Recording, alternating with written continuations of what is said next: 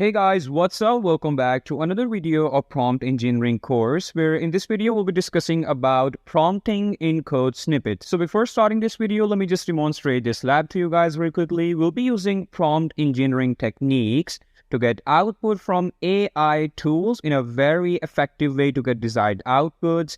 And also we'll be applying prompt engineering techniques to improve our output as always. So yeah, before jumping right into our lab, let me just first brief you guys about what is basically prompting in code snippets is. So prompting in code snippets is an AI peer programmer that offers autocomplete style suggestions as you code. You can receive suggestions from tools like GitHub Copilot and AWS Code Whisperer, etc.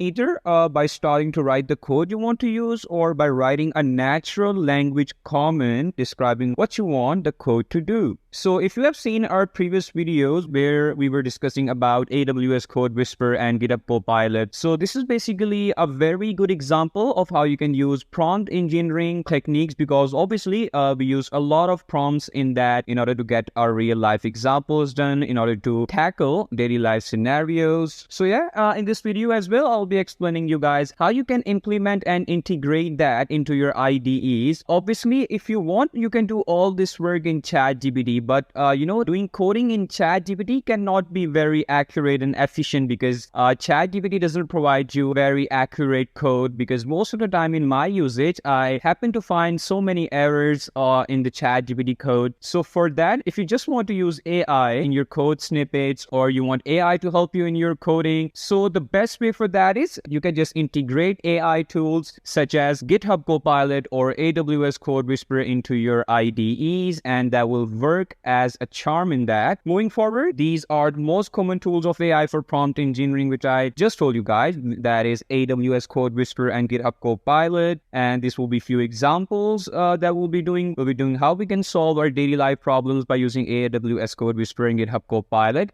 So without further ado, let's just dive right into our lab, and let me just brief you guys about how you can do that. Alright, so first of all, I want to tell you guys how you can integrate AWS Code Whisperer or GitHub Copilot into your IDEs. And for the best IDE, you can go for Visual Studio Code, and the process for both of those are pretty much similar. You just need to go into your Visual Studio Code. After that, you need to go into your extension section. You need to search in AWS, and AWS Toolkit will appear after that. You just need to install that, and as soon as it will be installed, the AWS option will appear on your left bottom corner over there, and you can just click on this option, and your Code Whisperer will be ready to function. Just need to hit start option, and yeah, this is how you can set up AWS Code Whisperer or GitHub Copilot. GitHub Copilot procedure is quite similar as well. You just need to go into the extension, search in GitHub Copilot, and you just need to install that extension, and it will start working for you very efficiently. All right,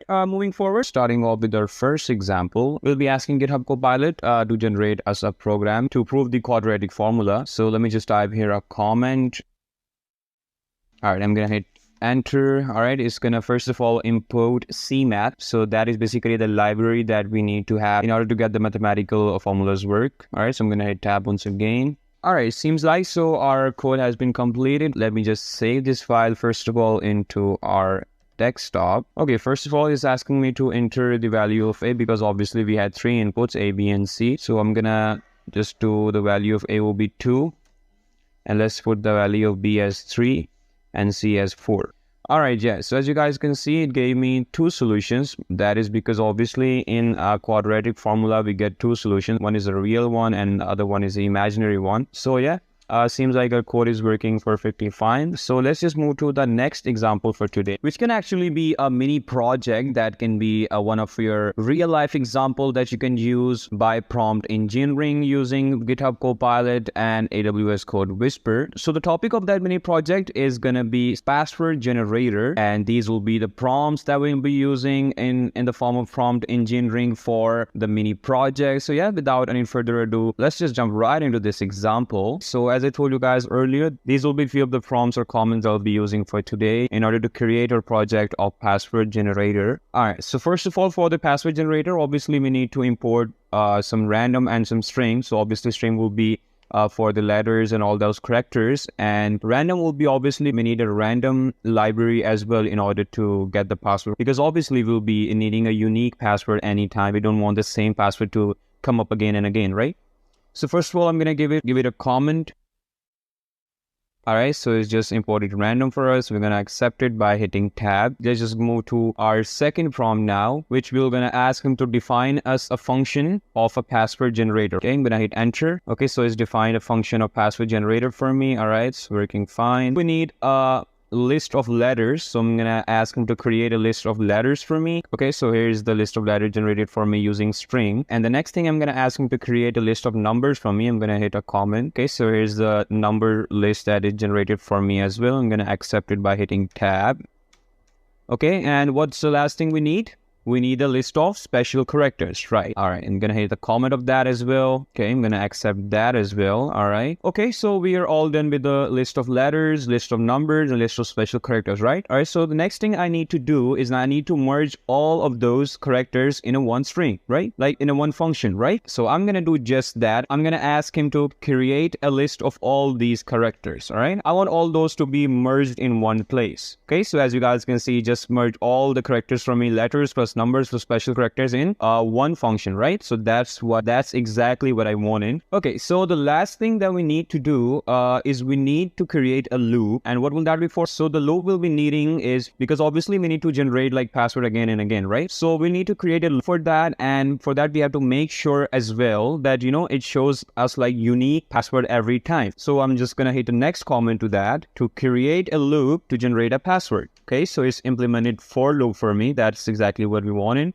And it's also integrated the command to show me random. That's where the random has, you know, come to work. So it's gonna choose a random characters, alphabets, and merge them all and show me that as a password, as a unique password every time. Okay, so the last comment, I think we'll be asking him to return password, obviously because we had to return the values as well. All right, so I think we are done with all of that. Just we need to, I think, print the password generated that we just defined, you know, in the first step. So yeah, we're gonna do print password, and it will be print password generator. All right, that's right, that's fine. Okay, so I guess we are all done with our mini project now. Let me just save this file first of all. All right, so for the output now. All right, yeah, so as you guys can see right here, just showed me an output of a strong unique password that we want exactly. So yeah, let me just go ahead and just check the output once again, just to see if like whether the loop was working fine or not. We're gonna hit again, obviously showing the like different password next time. Let me just try again. And again, and again, and again, and again. All right, so you can see it every time it's showing me different unique password. So yeah, we can get an idea from here, like this project is working absolutely fine. If you need any unique password or strong password that you want the program or code to generate that for you, you don't want to do that yourself. So obviously that is a very cool program in my opinion you can use to generate a strong unique password. All right, yeah, so that will be it for this lecture. I hope you guys liked it, and I'll see you in the next